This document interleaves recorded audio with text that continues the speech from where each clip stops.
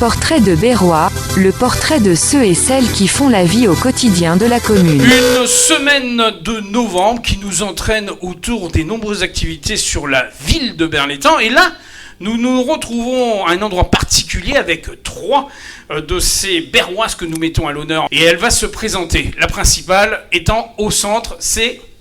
Tina Dauphin. Voilà, Tina Dauphin qui, me semble-t-il, a pris des fonctions de directrice du centre social Aquarelle. Alors oui, tout à fait. J'ai pris ces fonctions à la rentrée. Voilà, c'était juste à la rentrée. Nouvelle rentrée, nouvelle équipe, Alors, nouveau lieu, nouvelle ville aussi pour moi. Oui, une nouvelle ville, nouvelle équipe, mais elle n'est pas seule. Alors, on va commencer par sur ta droite, hein. Sur ta droite, donc on a qui on a sur la droite? Emmanuel. Voilà. Alors, Emmanuel, comment?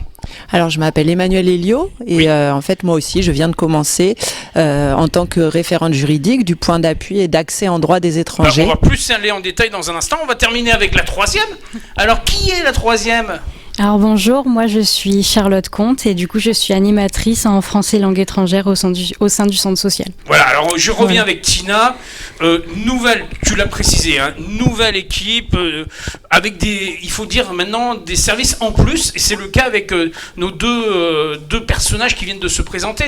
Alors ce sont pas des services en plus, mais Non, ça en tout cas existait. ça existait, mais ce sont des services qui sont portés aujourd'hui par de nouvelles personnes. D'accord.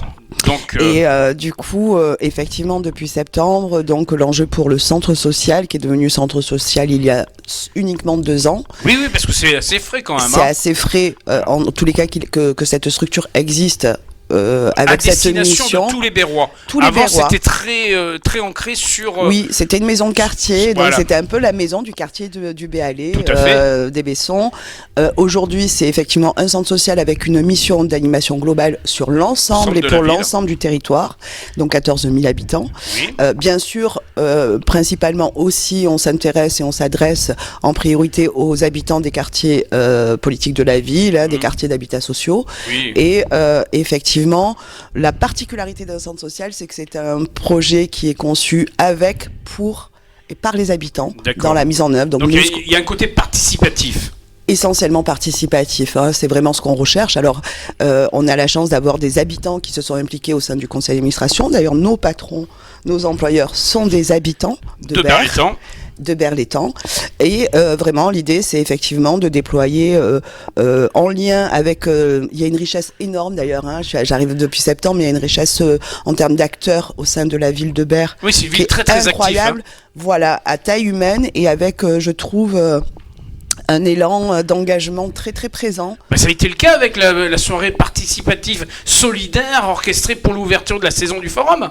Tout à fait. Et là, on retrouve effectivement cette démarche de solidarité, ce souhait d'inclusion qui est développé par Michael Picon au forum. Oui, on le Mais salue. on le salue et je retrouve cet esprit aussi de mutualisation avec les autres acteurs. Je pense à l'espace loisir avec lesquels on travaille déjà. Oui, avec Acli et Laurent. Tout à fait, avec France Plus également. Oui. Et effectivement, les acteurs sont très nombreux. Et les associations aussi. Hein. J'ai vu qu'il y a quand même des moments où vous êtes avec des associations sur des événements. Oui, parce que de toute façon... Ça a été le cas avec Octobre Rose. Alors ça a été le cas. En fait, notre souhait, effectivement, c'est d'être présent sur tous les temps forts de cette ville, d'agir aux côtés des acteurs du territoire, en lien, bien sûr, avec les pouvoirs publics, les sûr. institutionnels, donc la ville de Berre, qui a Municipalité, soutenu et qui a signé la Convention 4 qui permet aujourd'hui d'avoir un centre social dans sa commune, le département, l'État, le Conseil général. Tous les acteurs. Tous les acteurs des politiques sociales. Et notre rôle à nous, c'est de faire en sorte qu'effectivement les dispositifs des politiques sociales Se déploient sur la ville. se déploient. Et notre rôle en tant que technicien, en tant que professionnel, Voilà. c'est la mise en œuvre. Et ça, on ne peut le faire qu'avec. Alors oui, en premier lieu, les habitants et avec les acteurs du territoire. Les experts du territoire sont bien les habitants qui nous entourent. Personne mieux qu'eux ne peut savoir quels sont les besoins ici. Et notre rôle, il est d'abord d'écouter. Hein, pour des gens nouveaux, hein, on va faire preuve d'humilité. Oui. Et l'enjeu, c'est d'écouter. Et effectivement, après, de déployer... Et de répondre aux attentes des concitoyens berrois. C'est ça. Voilà. Alors, juste à tes côtés, il y a Charlotte. Charlotte, professeure, on l'a dit, hein. Alors, FLE, ça veut dire Français langue étrangère. D'accord, Voilà. ok. Alors, comment ça se passe les inscriptions se prennent en début de saison, comme ça a été le cas pour de nombreuses associations, c'est-à-dire de septembre à juin, ou on peut venir en cours de route? Comment ça se passe? Non, on peut venir en cours de route, en cours d'année. Voilà, les inscriptions ne se font pas vraiment en septembre à la rentrée, mais vraiment au cours de l'année, selon les arrivants. Et moi, en fonction des niveaux, je m'adapte. J'ai vu que les langues sont très diversifiées, hein, en dehors du français. Hein. Oui. Qu'est-ce oui, qu'on oui. a comme langue? Alors, c'est vraiment très diversifié. On peut avoir du portugais, de l'arabe, on peut avoir aussi de l'espagnol, on a un italien aussi, donc c'est vraiment très diversifié. Voilà, et bien entendu, on rappelle que ça s'adresse à tout un chacun. Il faut venir simplement ici, au centre, s'inscrire. Comment se passe la démarche? Alors il faut simplement venir à l'accueil, voilà, l'accueil du centre social, et puis demander comment se passent les cours de français. Puis moi j'interviens et puis j'explique tout le processus, le procédé. Il y a des niveaux différents, donc voilà, il y a un niveau débutant, un niveau plus avancé, un niveau d'alphabétisation où là on reprend tout à zéro sur la langue française. Et voilà, en fonction du niveau, moi après je place dans les différents cours. Et c'est tout au long de la semaine où il y a des heures, des journées spécifiques? Alors il y a des journées spécifiques, c'est-à-dire que le lundi ça va être plus débutant, le lundi après-midi, le mardi après-midi ça va être un cours qui est axé sur le numérique, qui est plus pour des groupes avancés, le jeudi après-midi c'est pour aussi des niveaux qui sont avancés, ensuite le mercredi matin on a un niveau d'alphabétisation, et le jeudi matin on prépare justement à l'examen du DELF, donc c'est une certification de maîtrise de la langue française. Justement là on va basculer vers Emmanuel. Alors Emmanuel, juridique, on en parlait, mais il y a différents aspects dans le juridique.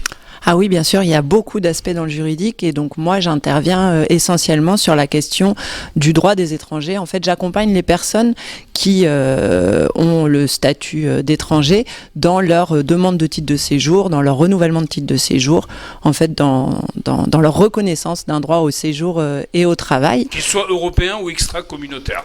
Voilà. Hein? Dans les étrangers, il y a effectivement les Européens et les extra-communautaires. Et en fait, via ces différents statuts, quoi qu'il en soit, le séjour en fait sur le territoire français doit passer par la délivrance d'un titre de séjour.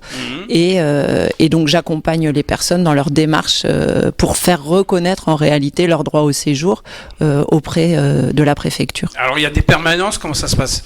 Et du coup, ça se passe par permanence, effectivement. Moi, je suis là le lundi, mardi et mercredi, jours pendant lesquels je reçois en rendez-vous, en réalité, toutes les personnes donc, qui, il faut prendre rendez-vous au préalable. Voilà, toutes les personnes qui ont des difficultés en ce qui concerne leur droit au séjour. Et donc, pour prendre rendez-vous, c'est simple, il faut joindre le centre social Aquarelle et ensuite, on trouve des créneaux pour accompagner les personnes. La bonne nouvelle, c'est que à la fois c'est un territoire où cette question est prégnante, mais en même temps actuellement toute personne qui a des difficultés sur ces questions-là, on n'est pas flux tendu là. Non, ça y est, on n'est plus en flux tendu et donc il faut vraiment pas hésiter à se faire accompagner pour être le plus à même de voir reconnaître ses droits au séjour et au travail, qui sont des droits fondamentaux de l'humanité. C'est très bien Manu, au moins on nous a bien éclairé. Je vais terminer avec Tina. Alors Tina, le centre Aquarelle est accessible à tout un chacun. Oui, tout à fait. Voilà. On est ouvert à tous les publics. La permanence, elle se fait tout au long de la semaine? Alors c'est une ouverture hebdomadaire, enfin tous les Oui, jours, quotidienne jusqu'à 18h pour l'accueil. Et après, bien sûr, on continue de vivre en soirée, Bien sûr, oui. Il y a des temps forts. D'ailleurs, je donne rendez-vous le 21 décembre. Ici, ça sera le samedi 21 pour faire une fête de fin d'année. Pour rencontrer aussi les habitants qui ne sont pas encore venus au centre et qui habitent à proximité. Voilà, c'est l'occasion Et ça sera l'occasion de festoyer, de faire un loto l'après-midi, puis de finir dans la rue, puisque nous, notre démarche aussi, c'est de s'ouvrir vers l'extérieur, d'aller vers les publics. Je pense que c'est la force des centres sociaux, notamment cette capacité à aller vers. Et donc n'hésitez pas à prendre contact avec le centre social. Exactement, faut venir, c'est vraiment une structure qui est, encore une fois, qui vient compléter ce qui existe déjà, mais l'enjeu effectivement c'est de faire en sorte que tous les services existants sur cette belle ville de Berre soient saisis par tous les habitants. Et l'occasion de découvrir toutes les activités, parce qu'elles sont tellement nombreuses qu'on aurait pas assez de temps. On aura vocation à les développer encore, je l'espère. Et ensuite, juste préciser en termes de nouveautés quand même que l'effort de l'État et de la commune de Berre a permis d'augmenter le temps de présence des manuels d'une journée par semaine, donc c'est pas rien. C'est pas rien. Parce qu'effectivement, la demande est assez forte. Voilà. En tout cas, je vous remercie, mesdames, et fier d'être berroise quand même, toutes les trois, sur le territoire. Il fait bon vivre à Berre. Il fait bon vivre à Berre. Ah oui. Merci à toutes les trois. À bientôt. Merci. Au revoir. Portrait de Berrois, le portrait de ceux et celles qui font la vie au quotidien de la commune.